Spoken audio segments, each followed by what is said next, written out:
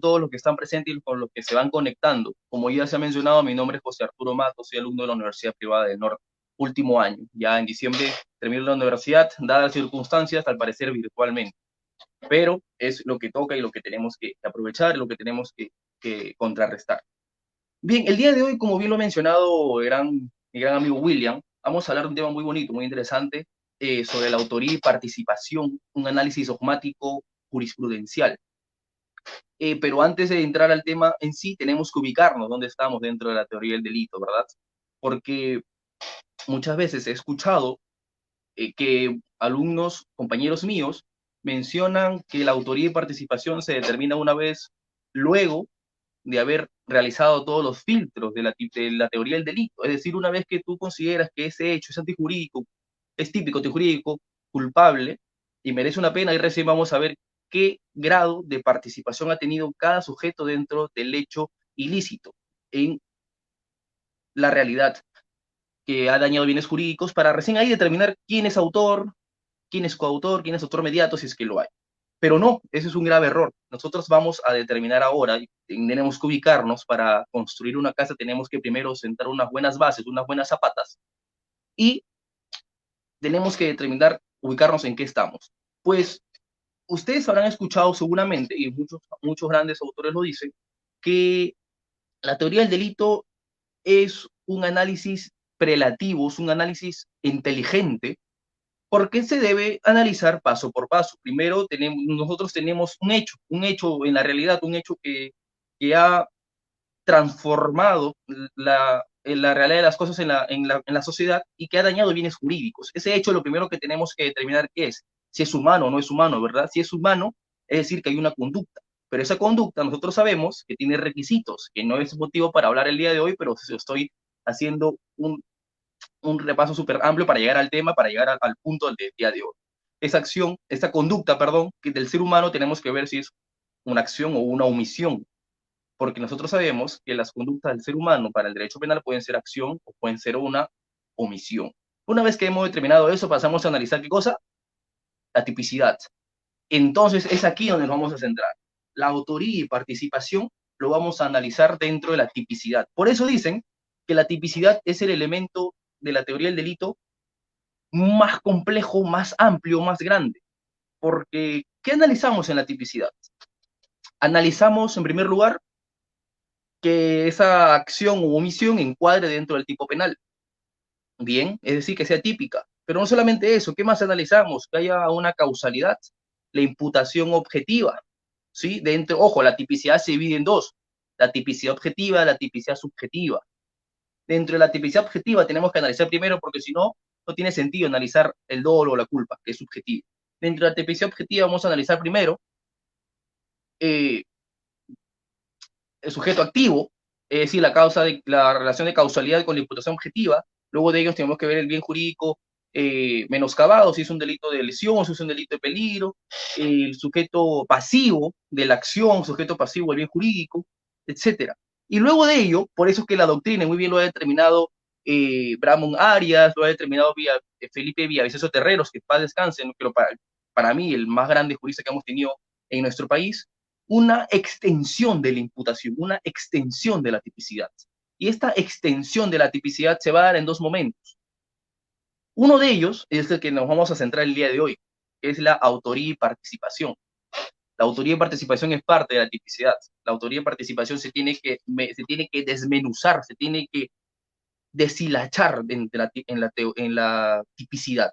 Bien, es ahí donde nosotros vamos a determinar qué grado de participación o qué calidad de agente tiene uno dentro del delito.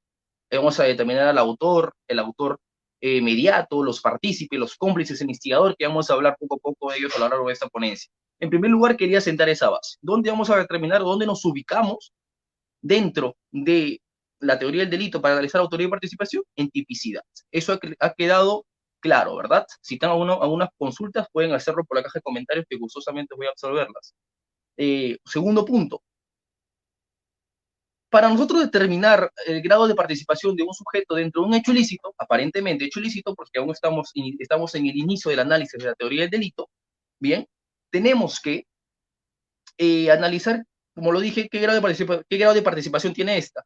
Pero para analizar qué grado de participación tiene este en el hecho ilícito, han ido surgiendo varias teorías, han ido surgiendo varias modalidades y varias teorías aplicables al caso en concreto para determinar qué grado de participación tiene el sujeto. A lo largo de la historia, en primer lugar, por ejemplo, hubo lo que se le conocía la teoría unitaria del autor. Es decir, cualquier interviniente dentro del hecho ilícito era considerado autor. No había diferencia entre partícipes, no había diferencia entre cómplice, instigador, cómplice primario, secundario, no. Era necesariamente su intervención bastaba para ser considerado autor, nada más. Cualquier intervención, ojo, a lo largo del tiempo surgió otra teoría, que era la teoría restrictiva de la autoría. Esta teoría restrictiva de la autoría limitaba necesariamente a que se cumpla estrictamente los elementos del tipo penal, elementos objetivos, los elementos normativos. Por ejemplo, para el robo se exige una violencia y la sustracción del bien. Aquí había una problemática, por eso que no duró mucho tiempo esta teoría, porque en el robo básicamente las dos conductas que se requieren para que se configure un robo, es decir, la amenaza o la violencia y después el desprendimiento del bien, ¿verdad? Pero ¿qué pasa si eran dos personas que estaban ocasionando ese tipo penal? Una persona era la que realizaba la conducta de amenaza o de violencia y la otra persona era la que sustraía el bien de su propietario. Es decir, dos personas realizaban la conducta típica, pero cada uno realizaba elementos distintos. Entonces, no se podría configurar ahí la autoría de este delito, ni siquiera podríamos determinarlo, porque según esta teoría, la teoría restrictiva del autor tenía necesariamente que cometer sí o sí todos los elementos del tipo penal. Es por ello que acá había un problema, ¿verdad? Y como esta teoría no sirvió de mucho, porque era muy limitada, tenía muchas problemáticas para determinar quién era el autor del delito, pasó a una siguiente teoría. ¿Cuál era esa teoría a lo largo del tiempo? Y es muy curiosa, porque esta teoría era la teoría extensiva del autor. Es decir, en esa teoría y su precursor, curiosamente, fue Bonburi. ¿Y quién fue Bonburi? Uno de los precursores, si hablamos dentro de la causalidad, de la teoría de la equivalencia de las condiciones, junto con von List también, ¿verdad? Y la teoría de la equivalencia de las condiciones que decía que cualquier causa, si suprimiéndola mentalmente, podría ocasionar el hecho, era considerado el autor, ¿verdad? Entonces, Bonburi se desprendió de esta teoría y lanzó la teoría extensiva del autor. Y de igual manera teníamos tanto elementos subjetivos, que era más de dolo culpa, era más de intención, era más de voluntad. Pero como nosotros sabemos, estamos en la imputación objetiva y la voluntad, el conocimiento, la intención no tiene nada que ver en este caso, ¿verdad? Entonces, es así que a lo largo del tiempo nuestra legislación, nuestro Código Penal de 1991 ha asumido una teoría para los delitos comunes. Y aquí una precisión, nosotros tenemos en nuestro Código Penal delitos comunes, delitos convencionales, como por ejemplo los delitos contra la vida, el cuerpo, la salud, homicidio, lesiones, parricidio, etcétera, robo, hurto, de los delitos contra el patrimonio, entre ellos como considerados delitos comunes, pero también tenemos delitos especiales. ¿Cuáles son los delitos especiales? Aquellos que el tipo penal especifica la calidad del autor. Por ejemplo, un parricidio no puede cometerlo cualquier persona, ¿verdad? Tiene que cometerlo un ascendiente o descendiente hacia su progenitor o hacia su familiar. Por ejemplo, un delito de abuso de autoridad ya no es parte ni de los delitos comunes ni de los delitos especiales. ¿Por qué? Porque aquí estamos en un delito, lo que se le conoce en la doctrina especialísimo, porque estos delitos contra la administración pública mayormente son cometidos por funcionarios o servidores públicos. Tienen un deber, ya que vamos a pasar muchas veces, vamos a pasar aquí a lo largo de esa ponencia a explicarlo mejor. Ellos tienen lo que se le conoce son calidad de agente, no puede cometer otra persona. Un simple mortal no puede cometerlo, tiene que tener una calidad de funcionario servidor público. Entonces, hay tres categorías que nuestro Código Penal reconoce dentro de sujetos activos para cometer un hecho ilícito. Sujeto de delitos comunes, especiales y especialísimos, o también llamados en la doctrina funcionariales. Bien, entonces, esta última teoría es la que ha acogido nuestra legislación. ¿Cuál es esta teoría? La teoría del dominio del hecho.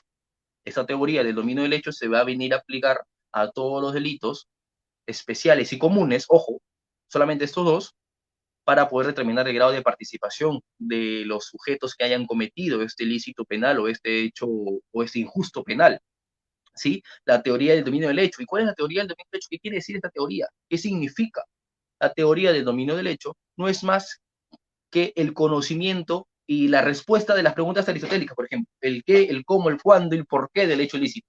Es decir, una persona puede ser considerada autor si conoce tanto la funcionalidad del hecho, si conoce, si tiene una, si por ejemplo, si son más de una persona, tiene una división de roles, y también tiene la finalidad, tiene la respuesta a por qué está cometiendo ese delito, tiene una intención, tiene un conocimiento de cometer ese acto ilícito. Entonces, la teoría del dominio del hecho determina, desarrolla estos tres requisitos para que se llegue a determinar.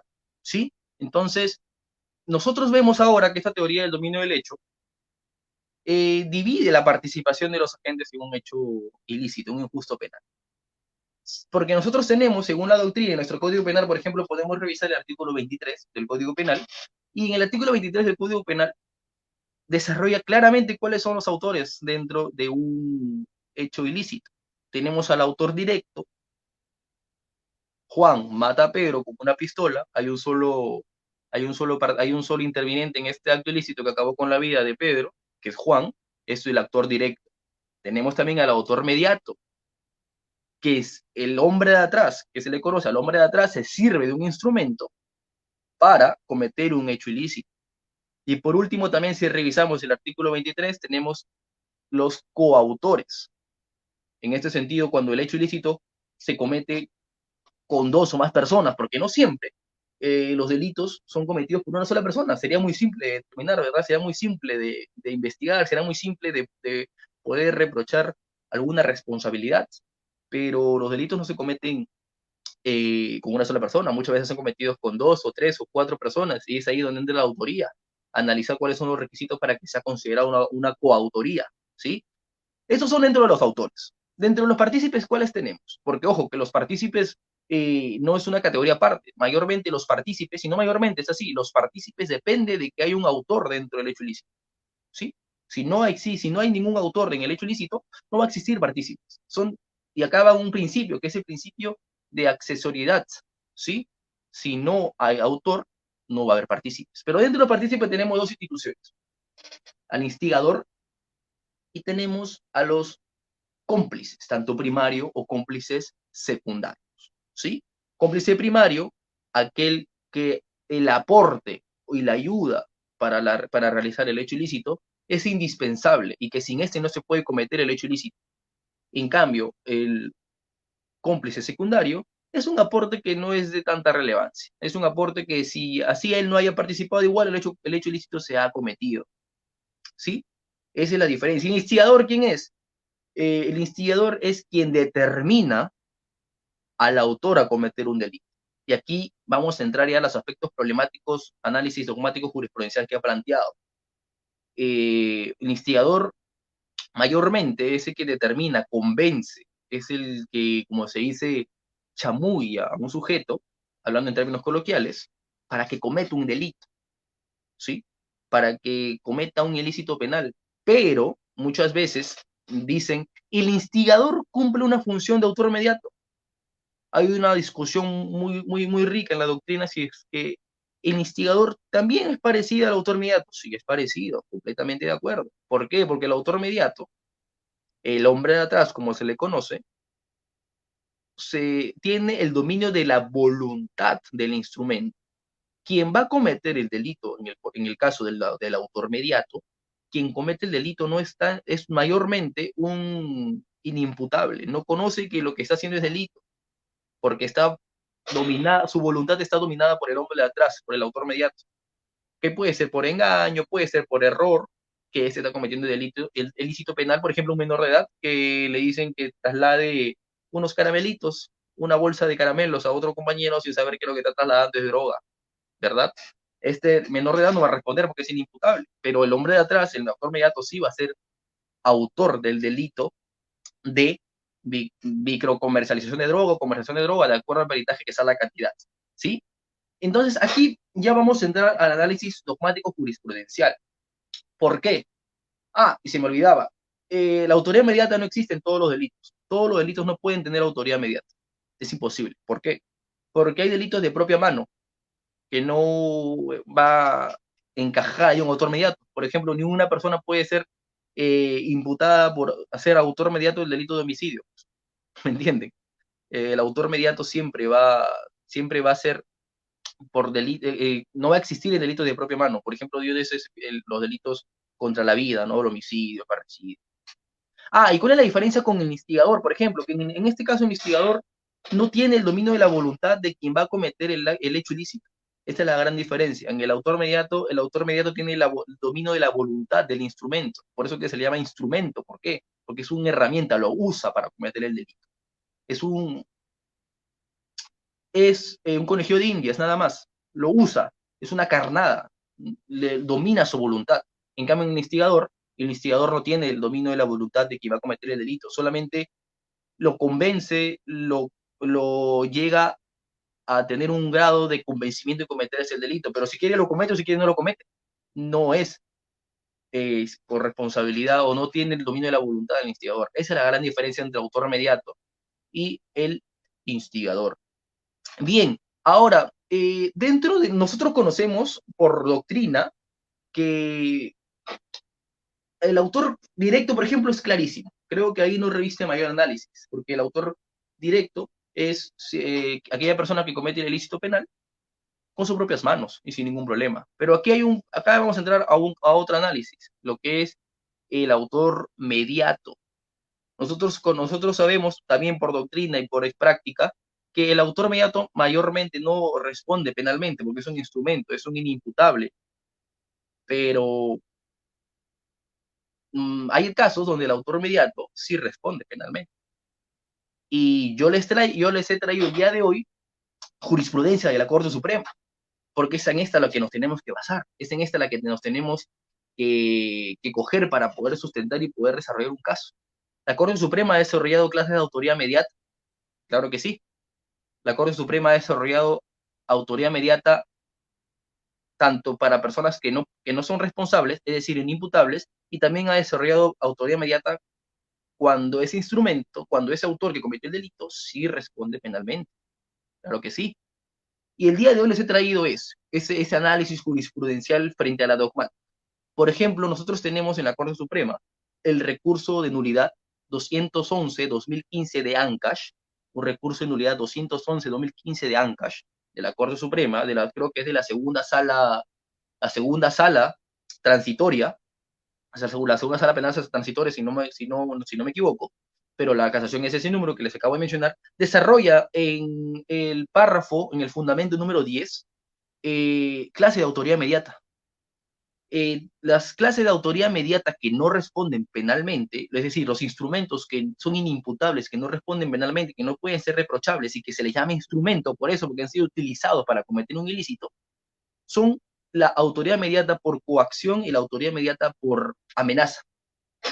Y aquí vamos a entrar a un conflicto dentro de la dogmática, porque según la doctrina, el instigador convence o determina a otro a cometer un delito a través de amenaza. Esta es mi posición, mi perspectiva, y seguramente muchos no estarán de acuerdo, pero yo la sostengo de la siguiente manera. Por ejemplo, Luis Miguel Bramón Arias, que paz descanse, en su libro mencionaba que un instigador puede determinar a otro a cometer el delito a través de una amenaza. Pero la Corte Suprema, en esta casación que les acabo de mencionar, ha dicho que un autor mediato es inimputable, no se le puede reprochar penalmente una conducta cuando ha sido determinado a través de una amenaza o a través de una conducta. Yo estoy completamente de acuerdo con la posición de la Corte Suprema, porque a través de una amenaza, a través de una coacción, ya tengo el dominio de la voluntad, ya tengo el dominio de la voluntad de las personas. Y de esta manera puedo utilizarla para cometer delitos penales. Estos son los dos únicos casos donde el autor mediato que cometió el delito no responde penalmente, por, por coacción y por amenaza. ¿Sí? En cambio, ¿cuáles son las autoridades mediatas con responsabilidad del autor, con responsabilidad de quien cometió el delito. Hay varias modalidades, creo que son 8 o 9 modalidades que determina la Corte Suprema, pero las más importantes cuáles son, y es muy conocida, la autoría mediata por aparatos organizados del poder. ¿Qué trata esta autoría mediata? Porque en la autoría mediata con aparatos organizados de poder, todos los intervinientes tienen el dominio del hecho, conocen que lo que va a cometer es un acto ilícito, porque hay órdenes jerarquizadas, porque las órdenes se cumplen, las órdenes no se cuestionan en aparatos organizados de poder, en organizaciones criminales, en organizaciones donde hay un líder, hay una estructura jerárquica criminal, donde el que da la orden y quienes reciben esa orden ejecutan, conocen que su accionar es completamente ilícito. Por ejemplo, el grupo Colina, en los años 90, por ejemplo, ellos obedecían órdenes de acabar con la vida de ciertas personas y lo hacían, y ellos sabían completamente, tenían pleno conocimiento que lo que estaban haciendo era un delito, obviamente que sí. Ahí no estaban bajo amenaza, bajo coacción ni nada por el estilo, porque ellos pertenecían a una organización estructurada para cometer delitos, ¿sí? La primera autoridad inmediata que sí, que el instrumento, ojo, el instrumento del autor directo sí responde penalmente es por la autoridad inmediata por aparatos organizados del poder. ¿Cuál es la segunda, Arturo? Un segundo ejemplo donde el autor inmediato sí responde penalmente, donde el instrumento, entre comillas, sí responde penalmente. La autoría mediata por error de tipo vencible, uno de ellos, donde él tuvo la posibilidad de conocer que lo que estaba haciendo es un acto ilícito. Otro, por ejemplo, la autoría inmediata por error de prohibición vencible, es decir, ojo, una cosa es el error de tipo vencible, otra cosa es el error de prohibición, estamos en diferentes categorías, pero vencible, ¿qué quiere decir? Que uno o quien está cometiendo o quien está aparentemente siendo utilizado como instrumento tiene la posibilidad de conocer que lo que está cometiendo es un delito o de conocer que lo que está haciendo es una conducta prohibida por el derecho penal, ¿sí? Entre otros autoridades mediatas que son reprochables penalmente, pero que estas son las más comunes. Por ejemplo, otro que es la autoridad inmediata por desconocimiento de la víctima. Es lo que también desarrolla la Corte Suprema en esta casación que les acabo de mencionar, en la 211-2015 ANCASH. Bien, entonces aquí hemos matado el primer mito, que el autor mediato, el instrumento, no responde penalmente. Claro que sí responde penalmente, ya lo estableció la Corte Suprema. Eh, Otro que acá hemos tenido un conflicto, que esto ya dependerá de cada uno de ustedes, de acuerdo a lo que ustedes puedan sostener, fundamentar, porque según algunos doctrinarios, en lo que he mencionado yo, según lo que he tenido la oportunidad de leer, cotejar, a Luis Miguel Bramón Arias, menciona que el instigador es aquel que determina al otro a cometer un delito a través de una amenaza, a través de una coacción. Sostengo que no puede ser así, porque la Corte Suprema ya ha desarrollado que si estás bajo una amenaza o una coacción, ya tu voluntad está dominada, por lo que serías un instrumento, no serías un instigador, no serías parte del convencimiento de un instigador. Yo creo que un instigador puede ser, tal y como lo ha señalado Romy Chan en una oportunidad, aquella persona que paga a alguien para que mate a otra persona, es decir, me está convenciendo, es decir, una persona está pagando a alguien, está convenciendo, está eh, tratando de determinar que comete el delito de homicidio, en este caso sicariato, si quiere llamarlo así, por una suma de dinero. Ahí sí puede ser un instigador, por ejemplo, quien le da ese dinero a la persona que está cometiendo el delito. ¿Sí? Bien, entonces, en la otra categoría de autores está la coautoría, como yo le he señalado, la coautoría es aquel grupo de personas que tienen un dominio del hecho, que tienen roles determinados cada uno de ellos. Ha habido una concertación previa, ha habido un, una reunión previa, ha habido una división de roles, división de funciones para poder cometer un delito. Es decir, todos conocen la funcionalidad del hecho delictivo, la funcionalidad de la cancha, todos conocen el delito, el por qué, el para qué, el cómo, el cuándo, dónde, ¿sí? La finalidad. Eso es coautoría. Si no cumple, si no hay si hay un sujeto que no cumple con conocer que el plan previo, conocer la división de funciones, no es coautor, puede ser un partícipe quizá, depende del caso en concreto. Pero también la Corte Suprema ha señalado clase de coautoría, ¿sí? La Corte Suprema en la casación, esta ya es una casación, la casación 1039-2016 de Arequipa. La casación de 1039 2016 de Arequipa ha determinado tres tipos de coautoría. Tres tipos. La coautoría sucesiva, la coautoría alternativa y la coautoría aditiva, o también llamada copulativa, ¿sí? La Corte Suprema que he mencionado, y también el fundamento número 10, también el fundamento número 10 ha desarrollado esos tipos de coautoría en la Corte Suprema, en esta casación. La coautoría sucesiva es aquella coautoría que cuando el autor no estuvo presente en todos los acuerdos previos para cometer el delito, pero se une tanto, se une después a la comisión del delito tanto que ya es parte de un coautor que conoce todos los delitos, ¿sí? Que conoce todas las acciones a realizar, ¿sí? La segundo tipo de coautoría que la Corte Suprema ha desarrollado en esta casación es la coautoría alternativa. ¿Qué quiere decir esto? La coautoría alternativa, si bien es cierto, es cuando todos los partícipes de este hecho ilícito conocen de la funcionalidad del hecho delictivo, pero solamente uno de ellos va a cometer el delito, no importa quién, pero quien esté en la posibilidad de cometerlo, lo hace. Por ejemplo, quieren asaltar, eh, quieren asaltar a una persona que está saliendo del banco con una cantidad de dinero fuerte, y están unos sujetos, en lo que se conoce como el delito de marcaje, están que lo siguen en un carro, intersectan al carro donde está este sujeto con la cantidad de dinero retirada del banco, y uno de ellos es quien roba el dinero, es quien coge el dinero y lo sustrae de su propietario y huye, pero los demás no lo hicieron, los demás que hicieron solamente estuvieron con el arma apuntando, amedrentando al titular. Es decir, cualquiera de ellos quien tenía la posibilidad y que está en mejor posición para poder sustraer el dinero es quien va a cometer el delito, pero todos los demás colaboraron y conocían la funcionalidad del hecho, tenían roles divididos. Es la coautoría alternativa. Uno de ellos termina por cometer el delito. Y la última, que es la coautoría aditiva, es cuando es la misma temática, porque en coautoría la característica principal es que todos conocen la funcionalidad del hecho, todos conocen el por qué, el para qué, el cómo, cuándo, dónde, conocen a la perfección el hecho ilícito.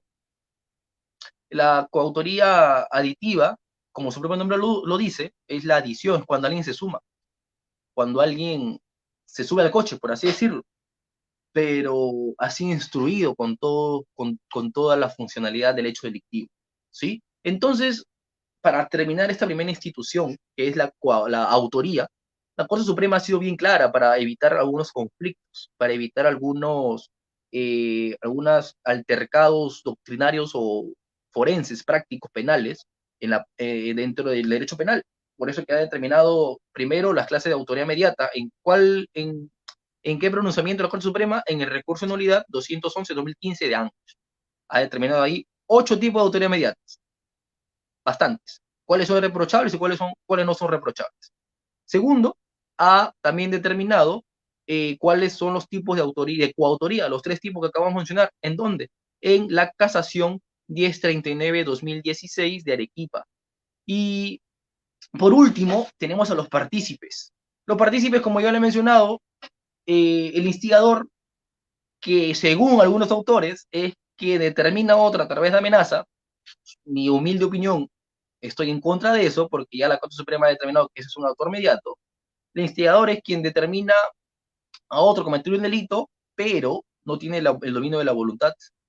Si es esta persona que supuestamente ha sido instigada, si quiere comete el delito, si quiere no lo comete, no hay ninguna obligación, ¿sí? Pero en cambio en el autor mediato sí lo comete sí o sí, porque está bajo amenaza, si no lo hace, muere. Ahora, acá hay una precisión. Mucho se dice, y he escuchado algunos también abogados, que existe la instigación en cadena. Ustedes, estoy completamente seguro que también lo han escuchado, la instigación en cadena. Eh, pero basta con leer el código. El artículo 24, que habla de instigación, es muy claro. El artículo 24 dice, el que determina al otro a cometer un ilícito, al que determina al otro. No dice el que determina a una persona y esta la subsiguiente. No deja esa posibilidad abierta. El Código Penal es muy claro. Dice el que determina a otro a cometer un delito. Es decir, el que determina al autor. Es lo que nos está diciendo, que determina al autor. La instigación en cadena, por en ese aspecto, siendo completamente respetuosos con el principio de legalidad, no se admite dentro del análisis de la instigación. La instigación es una sola. La instigación se le determina al autor. No existe instigación en cadena. O sea, yo instigo A, instiga a B para que B instigue a C y cometer el delito. Entonces, A tiene calidad de instigador. ¿Es en serio? Considero que no es así. Considero que no, porque el Código Penal es muy claro, el que determina otro. ¿Y ese otro quién es? El autor. Basta. Hay que ser respetuoso con el principio de legalidad, por favor. Es mi opinión y yo lo fundamento de la siguiente manera. Habrán opiniones por ahí de los que nos están viendo que consideran que sí existe instigación en cadena. Es totalmente válido, yo lo respeto, pero considero que el Código Penal es muy claro. Artículo 24, el que determina otro, el que determina el autor. No mencionan el que determina a otro o a tercera persona, nada por el estilo. Y por último, los cómplices, cómplice primario o secundario, que aquí no hay mayor análisis. El cómplice primario es cuando su intervención, es cuando su ayuda a quienes están cometiendo el delito es indispensable, porque sin esta no se puede cometer. Por ejemplo, aquella persona que se hace pasar por un vigilante de un banco y constantemente está analizando, está aprendiéndose cuáles son los horarios de descanso, a qué hora cierran, a qué hora salen, y le pasa la información a los que verdaderamente son los autores.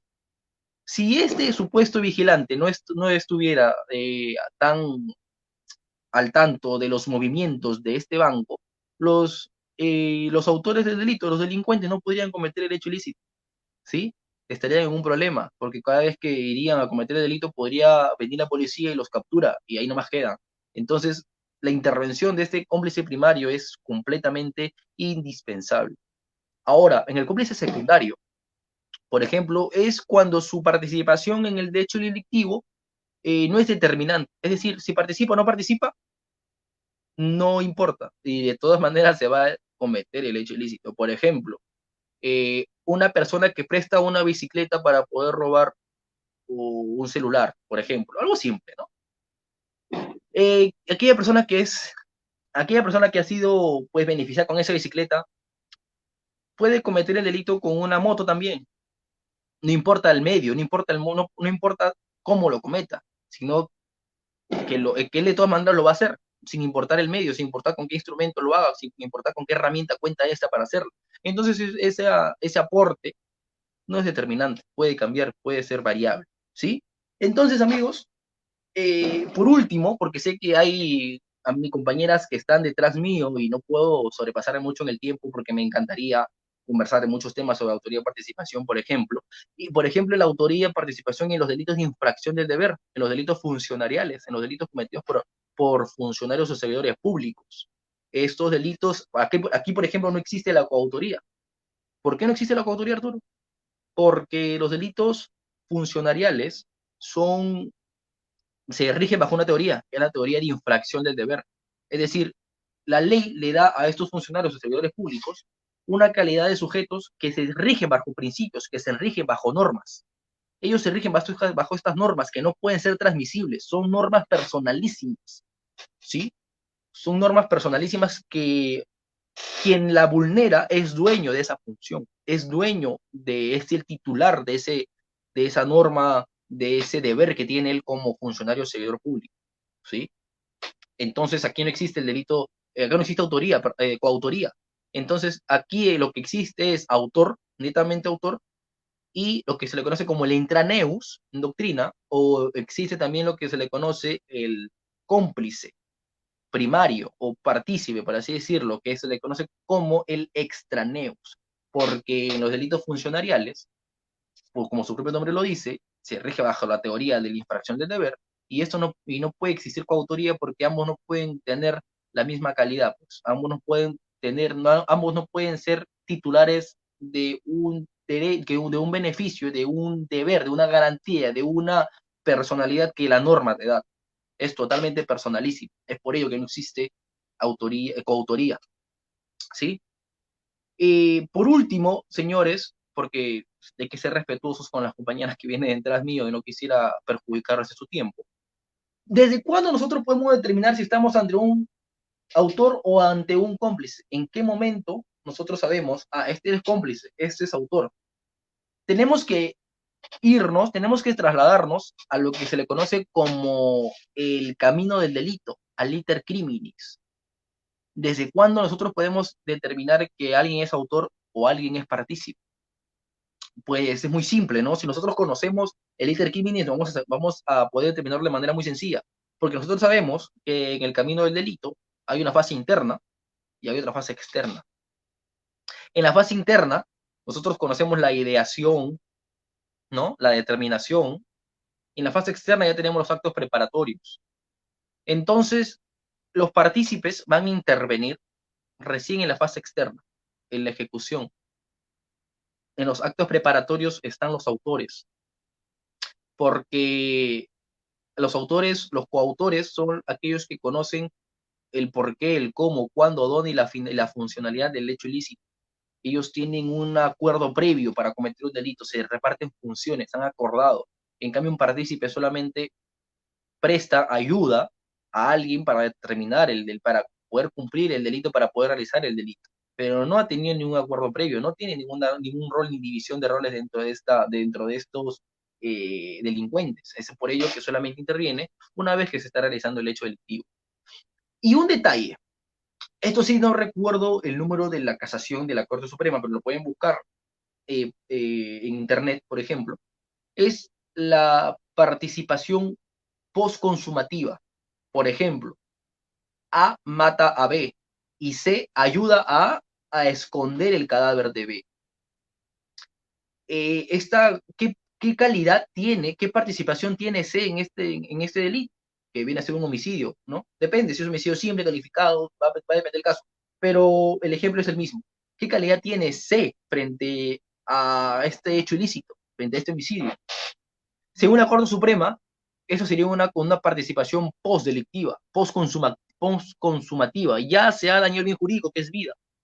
Lo que ha hecho él es trasladar un cadáver, una res, una cosa que para el derecho no tiene protección, ayudando por lo que no puede ser responsable, no puede ser considerado cómplice primario, imposible. Secundario mucho menos, porque ya se ha cometido, ya se ha vulnerado el hecho ilícito, el bien jurídico, por lo que el hecho ilícito no puede ser atribuible a esta persona. Eso es lo que ha señalado la Corte Suprema en esta casación, que actualmente no recuerdo el número, me van a disculpar, pero lo pueden encontrar en internet y poder leerla para que ustedes sigan eh, mejorando y poder ampliando sus conocimientos. Y un tema que se me está escapando y que se me acaba de olvidar es respecto a qué participación tiene una persona en un delito especial. Y esto recién ha cambiado hace poco. Por ejemplo, Luis Miguel Bramón Arias señala lo que se le conoce como cuestiones especiales. Porque si una persona mata a su hijo, mata a su padre, comete el delito de parricidio, ¿verdad? Pero si un X ayuda a este parricida, le ha brindado las armas, le ha ayudado a cometer el delito, ¿qué participación tiene? Él va a ser partícipe del delito de parricidio a pesar de que no tiene ningún lazo consanguíneo con la víctima, porque el delito de parricidio solamente quien no puede cometer es un delito especial, como yo les acabo de comentar al inicio de la ponencia. Un delito especial son cometidos solamente por quienes el Código Penal establece su calidad de autores. El parricidio es cometido por quién? Por un ascendiente, un descendiente, un cónyuge de la víctima, ¿sí? Pero si una persona que no es ni pariente, no es ascendiente, ni descendiente, ni cónyuge de la víctima ha ayudado a la comisión del delito, un X puede ser partícipe del delito de parricidio. ¿Qué calidad tiene él? ¿Qué participación, qué grado de participación se le atribuye a esta persona, a pesar de que de que no tiene ningún vínculo consanguíneo, ningún vínculo eh, parentesco, dado como lo establece el tipo penal? Porque como lo he señalado, no existe partícipe si no hay autor, ¿sí?